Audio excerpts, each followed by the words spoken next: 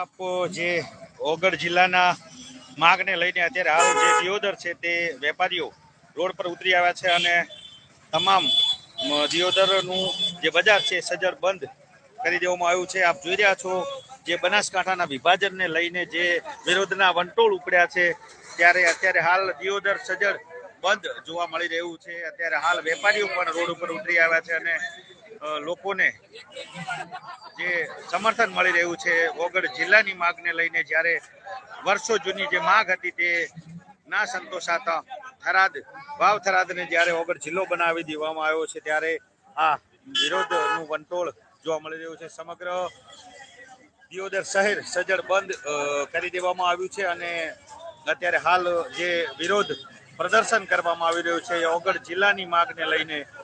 જ્યારે ગઈકાલે સિહોરી અને કાંકરેજમાં પણ આ વિરોધ પ્રદર્શન જોવા મળી રહ્યું હતું ત્યારે આજે દિયોદર શહેરમાં પણ જ્યાં વિરોધ પ્રદર્શનને લઈ આપ જોઈ રહ્યા છો દિયોદર સજ્જડ બંધ કરી દેવામાં આવ્યું છે.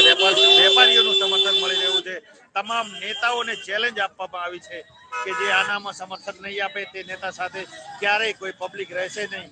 તેને લઈને આપ જોઈ રહ્યા છો સીધા દ્રશ્યો છે દિયોદર ખાતેથી કે અહીં જ્યાં દિયોદર બંધ કરાવવામાં આવી રહ્યું છે.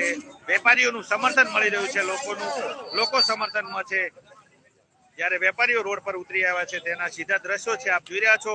ધીરે ધીરે દિયોદર શહેર સંપૂર્ણ સજ્જડ બંધ થઈ રહ્યું છે અને લોકોનું સમર્થન મળી રહ્યું છે. આપને સીધા દ્રશ્યો છે એ બતાવી રહ્યો છું કે દિયોદર શહેર જ્યારે બંધ કરી દેવામાં આવ્યું છે આજે ઓગળ જિલ્લાની માગને લઈને. અને ગઈકાલે જ્યારે 2024નો અંતિમ દિવસ હતો પરમ દિવસે અને આજે ગઈકાલે 1 તારીખે જ જ્યારે જિલ્લાની જાહેરાત કરી દેવામાં આવી સરકાર દ્વારા અનેક માગણીઓ રજૂઆતોને લઈને જે દિયોદર કાંકરેજ લાખણી અને બાબર વિસ્તારના લોકોની માગ હતી જેને લઈને માગના સંતોષાતા અત્યારે હાલ જે વેપારીઓ છે એ રોડ પર ઉતરી આવ્યા છે.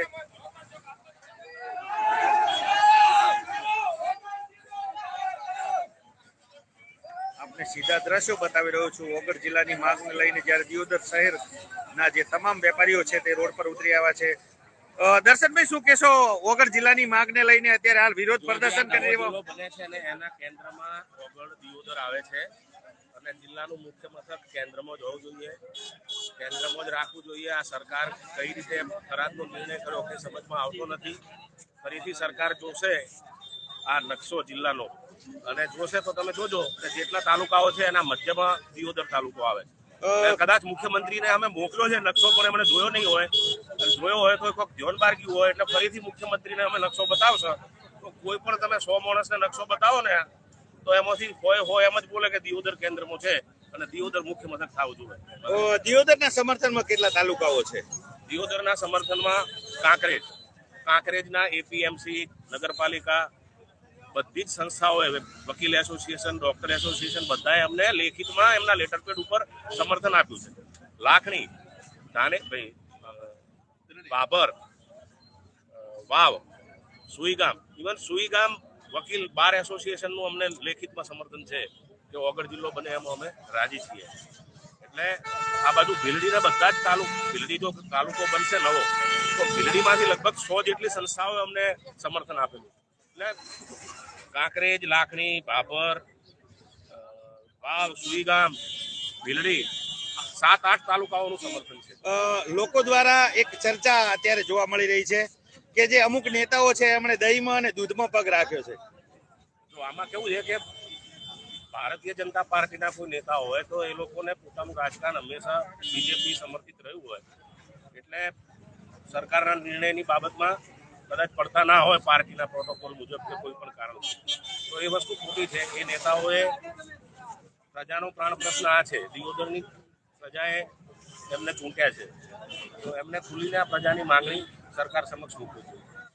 અત્યારે હાલ દિયોદર જિલ્લો જે બને અને જેનું નામ ઓગળ જિલ્લો રાખવામાં આવ્યું હતું જેને લઈ માગને લઈને જ્યારે દિયોદરમાં અત્યારે હાલ સજ્જડ બંધ કરી દેવામાં આવ્યું છે અને જે વેપારીઓ છે તે રોડ પર ઉતરી આવ્યા છે કે જેના જ્યારે વાવ થરાદને જ્યારે ઓગળ જિલ્લો જાહેર કરવાનો હતો અને જે વાવ થરાદને કરી દેવાનો તેને લઈને આ જે પ્રદર્શન છે એ વેપારીઓ દ્વારા કરવામાં આવી રહ્યું છે. આગળના જે કાર્યક્રમો છે તે હવે નક્કી કરવામાં આવવાનું છે. આપ જોઈ રહ્યા છો આ સીધા દ્રશ્યો છે. જે ભાજપ કોંગ્રેસના નેતાઓ પણ આ જે રેલી છે એમાં જોડાયા છે અને અત્યારે હાલ જે નાયબ કલેક્ટર છે દિયોદરના તેમને આવેદન પત્ર આપવામાં આવી રહ્યું છે. કલેક્ટરને રજૂઆત કરવા માટેનું જે આયોજન ઘડાઈ રહ્યું છે. આપ જોઈ રહ્યા છો અત્યારે હાલ દિયોદર શહેર સજ્જડ બંધ જોવા મળી રહ્યું છે અને જે ઓગળ જિલ્લાને લઈને જે સમર્થનમાં જે આ વેપારીઓ અત્યારે હાલ રોડ પર ઉતરી આવ્યા છે. આપણે સીધા દ્રશ્યો બતાવી રહ્યો છું.